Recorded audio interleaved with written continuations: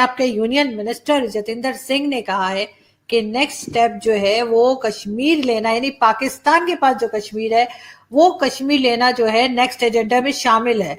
तो क्या बात है, क्या फिर कोई टेंशन क्रिएट करना चाह रहे हैं, फिर किसी किस्म का कुछ सोच रहे हैं कि फिर कोई लड़ाई झगड़ा? और बहुत सीना तान तान के वो कहता है पाकिस्तान को मजा चखाएंगे, उसी भाषा में जवाब देंगे जिसमें वो समझते हैं।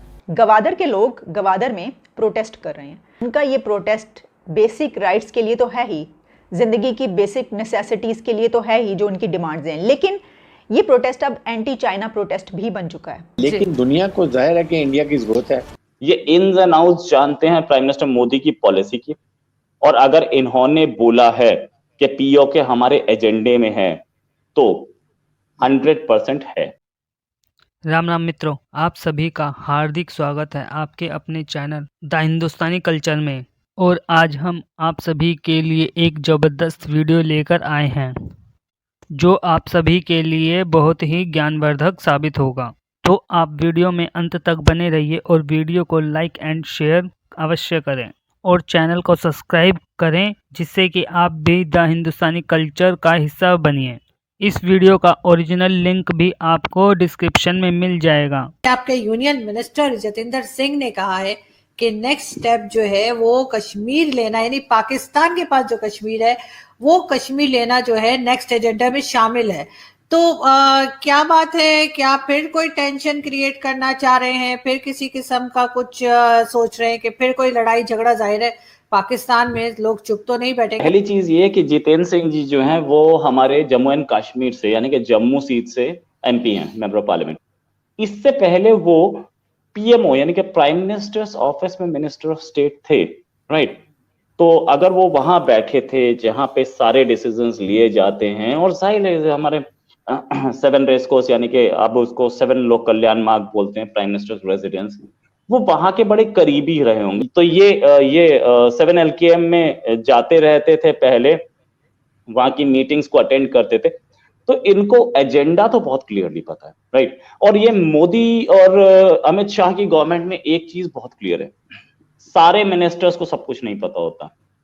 जहां तक बात ये कि ये जितेंद्र सिंह ये इन्स एंड आउट्स जानते हैं प्राइम मिनिस्टर मोदी की पॉलिसी की, और अगर इन्होंने बोला है कि पीओके हमारे एजेंडे में है तो 100% है, पहली चीज। दूसरी चीज ये कि ये जितेंद्र सिंह जी जो हैं वो इन चीजों पे उन्होंने इसी चीज पे उसी जहां पे इन्होंने बोला वहीं पे उन्होंने ये भी बोला उसी सेम स्पीच में कि पीओके वापस कैसे आएगा। किसी और, हम शुरुआत से सुनते आए कि 370 हटेगी, लेकिन किसी और गवर्नमेंट में ये हिम्मत नहीं थी कि 370 हटाए। ये हिम्मत हमारे अंदर थी, प्राइम मिनिस्टर मोदी में थी, और अब ये पीओके भी वापस लेके हम ही दिखाएंगे। तो बहुत कॉन्फिडेंट स्टेटमेंट था और बड़ा स्ट्रॉन्ग स्टेटमेंट था, इसमें कोई शक नहीं। डिफेंस मिनिस्टर राजनाथ सिंह ने बोला था उससे कुछ 2-3 दिन पहले कि हम अगर हमारे ऊपर एग्रेशन हुआ या अगर हमारे साथ कुछ गलत काम हुए हमारे इस टेरिटरी में, तो हम दूसरे की टेरिटरी में अंदर जाकर के भी हिट कर सकते हैं। उस पर मोफा का स्ट्रॉन्ग रिएक्शन था। एक चीज और कि अगर ये गवर्नमेंट हमने देखा है कि स्ट्रॉन्ग डिसीजन लेने से कतराती नहीं है। अब तो ये भी पता चल रहा है कि ऑपरेशन पराक्रम के टाइम पे भी इंडियन मिराज प्लेन गए थे और पाकिस्तान के अंदर अटैक करके आए थे, लेकिन हमारी गवर्नमेंट ने उसको कभी क्रेडिट ही नहीं लिया, राइट। हमारी गवर्नमेंट ने कभी ओपन में नहीं बोला। आज वो खबर सामने आ रही है, आज मींस अभी ये पिछले 1 साल 1.5 साल में खबर सामने आई है। अब वो हुआ था कि नहीं हुआ था, पाकिस्तान ने भी कुछ नहीं बोला और मनमोहन सिंह गवर्नमेंट ने भी कुछ नहीं बोला। It was not Manmohan Singh, it was Atal ji की गवर्नमेंट। तो अगर अटल जी की गवर्नमेंट कुछ नहीं बोल रही है और परवेज मुशर्रफ मैंने उस पर बहुत रिसर्च की कि किया था कि नहीं। परवेज मुशर्रफ ने इंटरव्यू दिया था पीटीवी को और एक और चैनल को, और ये बोला था कि मेरे पास इंफॉर्मेशन थी कि इंडियन जेट्स आएंगे, अटैक करेंगे। मैंने बोला था कि सारे बेसिस को ओपन मैसेज भेजा जाए। एक वर्ड था ओपन मैसेज, सबको ओपन मैसेज भेजा जाए कि कुछ भी हो तो उसको रिटेलिएट करना है उसी समय, और अगले दिन सुबह सूरज उगने के बाद फिर रिटेलिएट करना है, ये उनके वर्ड्स थे। और ऐसा मैं भी सुबह, परवेज मुशर्रफ ने बोला कि वो भी सुबह 4 बजे तक जगे हुए थे। गवादर के लोग एहतजाज कर रहे हैं, प्रोटेस्ट कर रहे हैं, और वो अपने बेसिक लेजिटिमेट राइट्स के लिए ये प्रोटेस्ट कर रहे हैं।